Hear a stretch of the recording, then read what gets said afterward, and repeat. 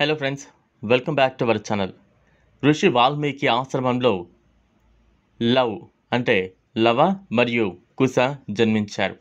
వారు వాల్మీకి ఋషిచే విద్యాభ్యాసం మరియు శిక్షణ పొందారు.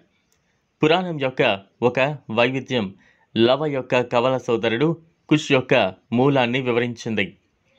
ఒకసారి సీత సమీపంలోని నదికి స్నానానికి వెళుతుండగా ఆమె స్నానానికి వెళుతున్నప్పుడు వాల్మీకి ముని తన కొడుకు లవను చూసుకోమని కోరింది.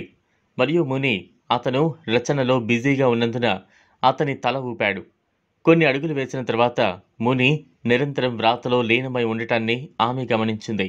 కాబట్టి ఆమె తనతో పాటు లావను తీసుకుంది. కొంతకాలం తర్వాత ముని తనతో ఉండాల్సిన బిడ్డ కోసం వెతికినా లవ్ దొరకలేదు. సీత స్వయంగా లవ్ను తనతో తీసుకువెళ్ళిందన్న విషయం మునికి తెలియదు. సీత తిరిగి వచ్చి తన బిడ్డను కోరినప్పుడు ముని ఏం చెబుతాడోనని ఆందోళన చెందాడు. అతను సమీపంలోని కుష్ నుండి ఒక పిల్లవాడిని తయారు చేశాడు మరియు దానికి ప్రాణం పోశాడు.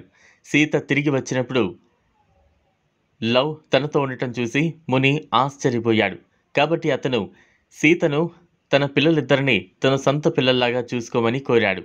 వాల్మీకి ముని బిడ్డను తయారు చేయడానికి కుశను ఉపయోగించాడు. కాబట్టి ఆ బిడ్డను కుశ అని పేరు పెట్టారు.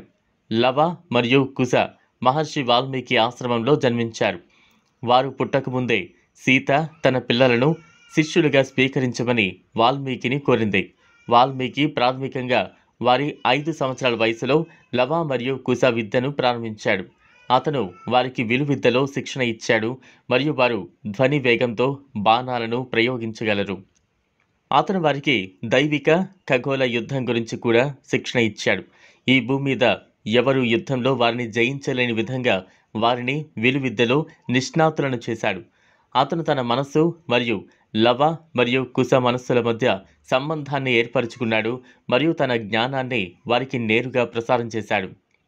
సైనిక నైపుణ్యం తర్వాత అతను వారికి పాడటం మరియు వీణ వాయించే కళను నేర్పించాడు. రాముణ్ణి కేంద్ర బిందువుగా ఉంచుకుని వాల్మీకి మహర్షి స్వయంగా రచించిన రామాయణాన్ని వారికి బోధించాడు. తరువాత లవ్ మరియు కుష్ అయోధ్య ప్రజల్లో సీత పట్ల ప్రేమను నింపడానికి వారి గాన నైపుణ్యాలను ఉపయోగించారు. రాముడు అశ్వమేధ యాగాన్ని నిర్వహించినప్పుడు గుర్రం వారి అడవిలోకి వెళ్ళింది. ఇది వారి స్వంత తండ్రితో గొడవకు దారితీసింది. రాముడు తమ మూల పురుషుడు అని తెలియక గుర్రాన్ని బంధించి వదలడానికి నిరాకరించారు. వారు ఘర్షణకు దిగారు మరియు రాముని సోదరులను అంటే భరత, శత్రుఘ్న మరియు లక్ష్మణ్ సులభంగా ఓడించారు. చివరికి రాముడు స్వయంగా యుద్ధంలో వారిని ఎదుర్కోవడానికి వచ్చాడు. కానీ వారి పరాక్రమాన్ని చూసి యాగం చేయడానికి వారిని అయోధ్యకు ఆహ్వానించాడు. ఆ సమయంలో అతను తన కుమారులుగా గుర్తించబడ్డాడు. అయితే హిందువులు రాముడిని రామాయణాన్ని పూజిస్తారు, దేవుడి లీల అని భావిస్తారు. మరికొందరు ఇవన్నీ కట్టుకథలు అని అనుకుంటుంటారు. అయితే తాజాగా పాకిస్తాన్లోని ఒక కోటలో ఆనాటి లవకుశల మృతదేహం శాస్త్రవేత్తలకు లభ్యమైంది. కట్టుకథలు అనుకునే వాళ్లకు ఈ ఆనవాళ్లు నిజంగా రాముడు రామాయణం జరిగింది అని తెలుసుకోవచ్చు. చూసారు కదా, ఇది వాళ్ళ వీడియో.